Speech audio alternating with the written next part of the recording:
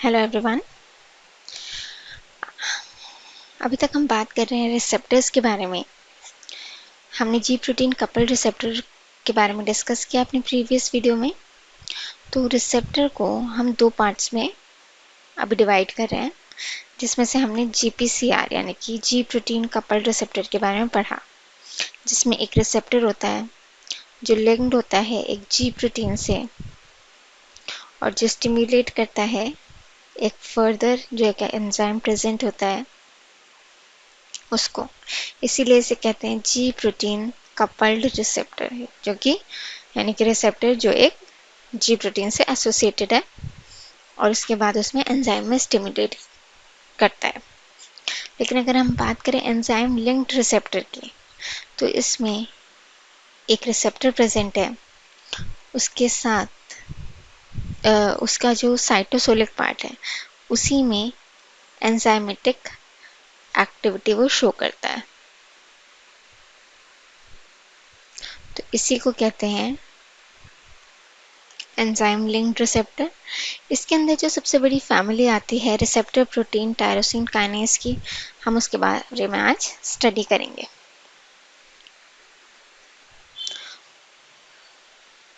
तो सबसे पहले हम उसका स्ट्रक्चर देखते हैं कि रिसेप्टर प्रोटीन टायरोसिन काइनेज का स्ट्रक्चर कैसा होता है। सबसे पहले ये मोनोमेरिक फॉर्म में होता है। इसमें एक रिसेप्टर वाला पार्ट होता है जो बाहर की तरफ होता है सेल के। ये सिंगल टाइम मेम्ब्रेन को क्रॉस करता है और फिर साइटोसोलिक डोमेन होता है इसमें।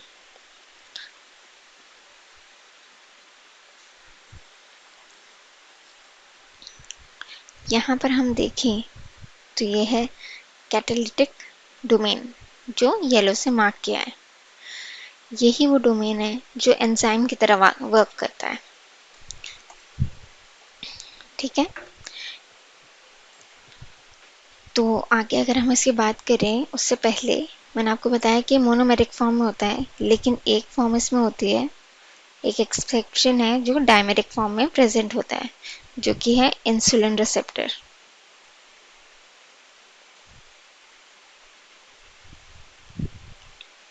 तो अब हम इसमें आगे बढ़ते हैं और देखते हैं कि अगर कोई ग्रोथ फैक्टर यहाँ पर आकर रिसेप्टर से बाइंड करता है तो क्या क्या चेंजेस आते हैं। जब यहाँ पर ये रिसेप्टर से आकर, ये हमारा लिगैंड है, जब ये रिसेप्टर से आकर बाइंड करेगा तो यहाँ पर क्या हो रहा है, सबसे पहले तो मोनोमर से ये डायमेरिक फॉर्म में जा रहा है। तो ये एक डायमर फॉर्म कर रहा है।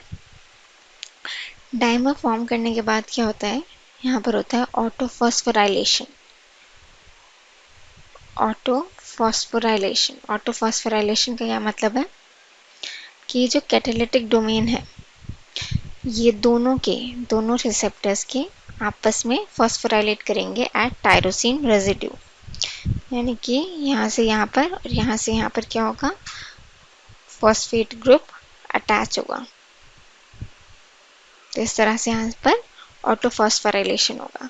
इससे क्या होगा, कैटालिटिक पावर जो है वो इंक्रीज हो जाएगी।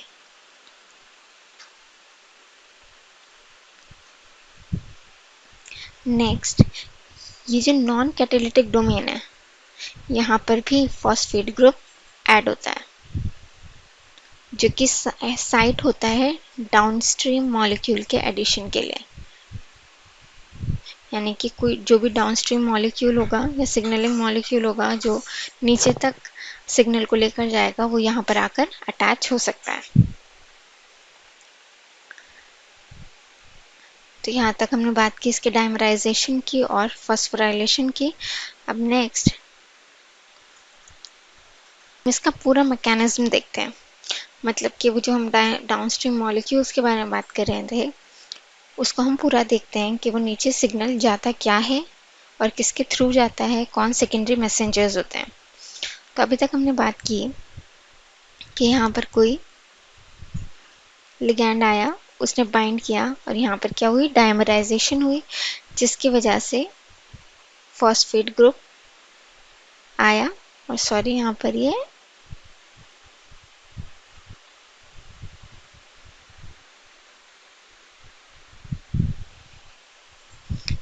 यहाँ पर ये डाउनस्ट्रीम मॉलिक्यूल आकर इस फॉस्फेट साइट पर आकर अटैच हो जाएगा। इसे हम अगर स्पेसिफिकली लें तो ये है फॉस्फोलाइपेज सी। ठीक है। अब जो मेम्ब्रेन होती है उसमें प्रेजेंट होता है PIP2, जो कि क्या होता है, फॉस्फेटिडाइल 4,5 बिसफॉस्फेट। ठीक है। ये PIP2 फॉस्फोलाइपेज सी के एक्शन से क्या होता है, ब्रेक डाउन होता है और फॉर्म करता है डैग, जो कि क्या है हमारा, जो कि होता है डायएसाइल ग्लिसरॉल। और दूसरा बनता है 1,4,5 ट्राई फॉस्फेट इनओसिटॉल।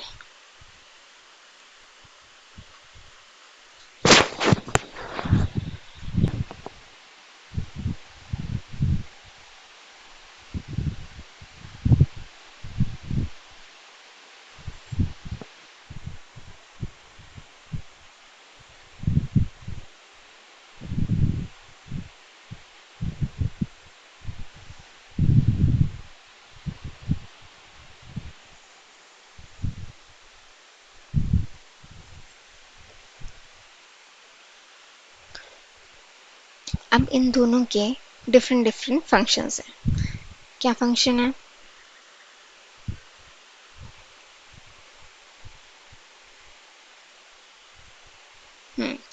DAG डायसाइल ग्लिसरॉल, इसका क्या फंक्शन है? इसका मेन फंक्शन है प्रोटीन काइनेज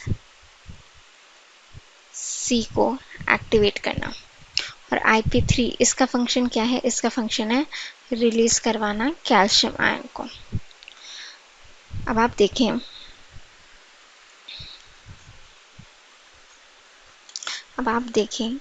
कि कोई सेल है, सेल के अंदर का जो अमाउंट रहता है कैल्शियम का वो काफ़ी कम रहता है, 0.1 माइक्रोमोलर।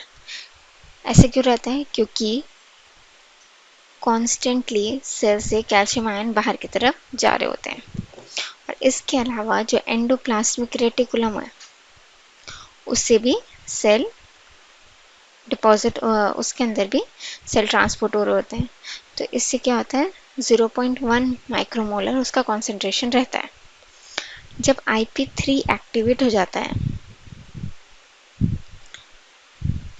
तो उससे क्या होता है, कैल्शियम आयन का इनटेक बढ़ जाता है।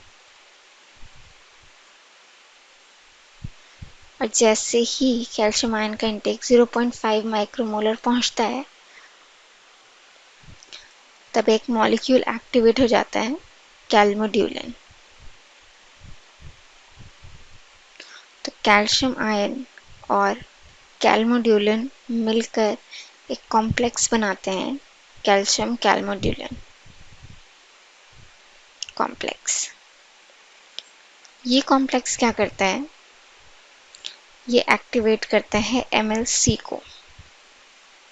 अब MLC के क्या है, मायोसिन लाइट चेन काइनेज।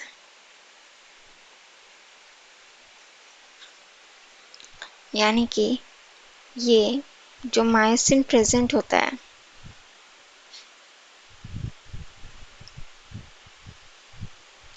उसकी लाइट चेन पर क्या करता है, फॉस्फोराइलेशन करता है, जिससे क्या होता है, मसल कॉन्ट्रैक्शन।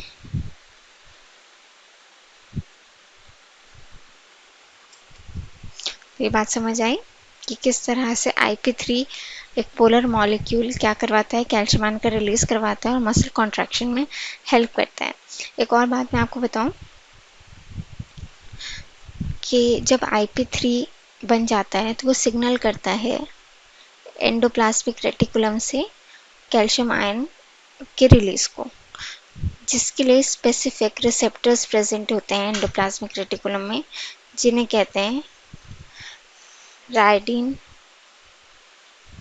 रिसेप्टर्स।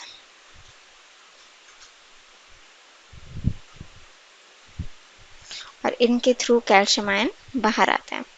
आपको एक बात और पता होगी, जब नर्व इम्पल्स ट्रैवल करती है तो सार्कोप्लाज्मिक रेटिकुलम से भी कैल्शियम आयन निकलते हैं, तो वहाँ पर भी यही रिसेप्टर्स प्रेजेंट होते हैं और यही प्रोसेस फॉलो होता है, जिसकी वजह से कैल्शियम आयन जो है वो उनका रिलीज होता है।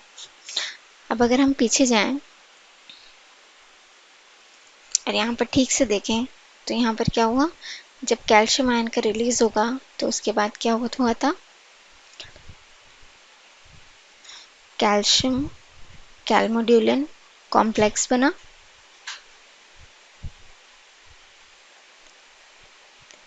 जिसकी वजह से क्या हुआ था, MLCK एक्टिवेट हुआ और जिसकी वजह से क्या हुआ, फॉस्फोराइलेशन ऑफ लाइट चेन,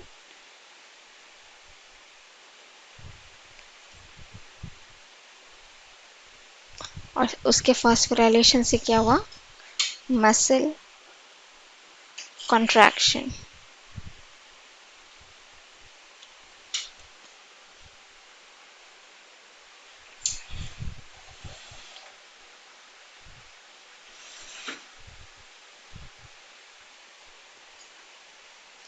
और प्रोटीन काइनेज की एक्टिवेशन के लिए भी calcium ion, protein kinase C के एक्टिवेशन के लिए भी किसकी ज़रूरत होती है, कैल्शियम आयन की।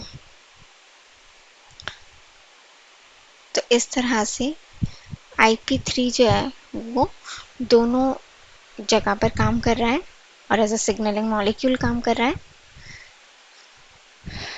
अगर आप इसको फिर से समझना चाहें तो देखें, यहाँ पर क्या हो रहा है, यहाँ पर एक लिगैंड आकर बाइंड कर रहा है, जिसकी वजह से जो एंजाइम है एसोसिएटेड है रिसेप्टर से, वो क्या कर रहा है, ऑटोफॉस्फोराइलेशन कर रहा है, जिसकी वजह से फॉस्फोलाइपेज C जो है वो एक्टिवेट हो रहा है और उसके एक्टिवेशन से वो क्या कर रहा है, PIP2 को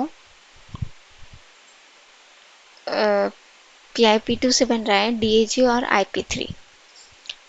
अब DAG क्या करता है, प्रोटीन काइनेज C को एक्टिवेट करता है और IP3 क्या करता है, कैल्शियम आयन का रिलीज करता है।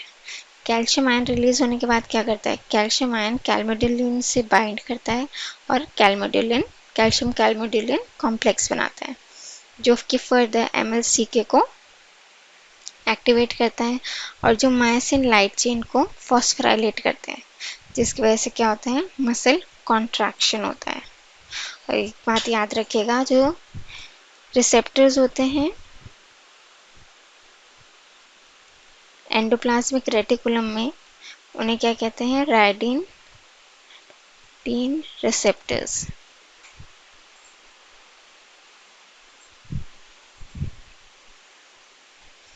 आपको वीडियो अच्छी लगी हो, प्लीज़ लाइक कीजिए, सब्सक्राइब कीजिए and please share. Thank you.